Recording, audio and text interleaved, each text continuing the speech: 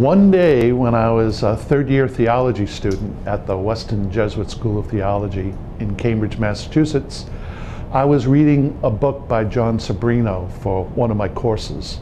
The course was called Liberationist Interpretation of Christianity, and the book by Sobrino was called The True Church and the Poor. One of the things he mentioned in the book was this: what Christian communities need to do today is to make the values of the Gospels concrete.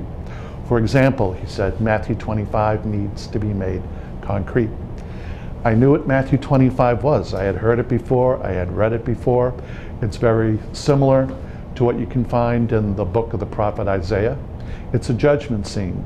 And in that scene, Jesus separates the sheep from the goats, the good from the bad. And the criteria of judgment is whether or not you give food to the hungry, drink to the thirsty, welcome the stranger, clothe the naked, comfort the sick, and visit those in prison. As I said, I had heard that before, but for some reason on that reading, it struck me very deeply. And I put the book down and I reflected on it.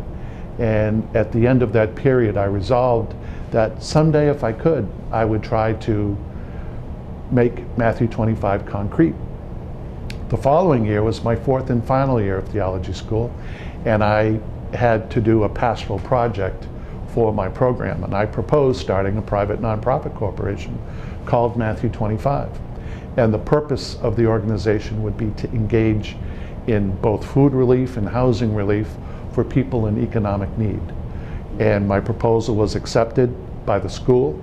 I then went to see my provincial. I'm a New England province Jesuit, so I went to see my provincial at the time, Bob Manning, and he gave me his approval to go ahead with this project, and that's how it all got started. And what year was this? This was in the fall of 1988. The very beginning of our fundraising effort started right in Cambridge, Massachusetts, where I was a student.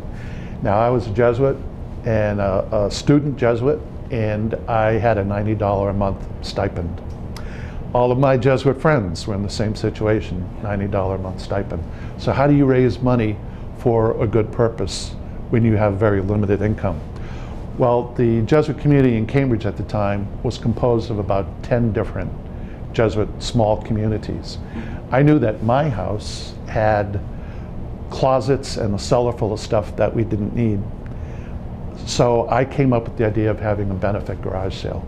I asked the superior of our community if I could call one person in each one of the houses and then get a volunteer and have each house go through the stuff that they didn't want and bring it over to the school on a Friday night and get it set up and have a garage sale. He said yes to that. So I did that very thing. I called up a friend in each community. They organized their house, brought all the stuff over. Many of the guys came over to help me set up. And the following day we had a benefit garage sale. I had advertised it in Cambridge. We made $1,000, and that was the end of November of 1988. Half of that money went overseas for food relief in Haiti, and half of that money went to the Greater Boston Food Bank. And I retained $35 so that I could incorporate Matthew 25 as a corporation in Massachusetts.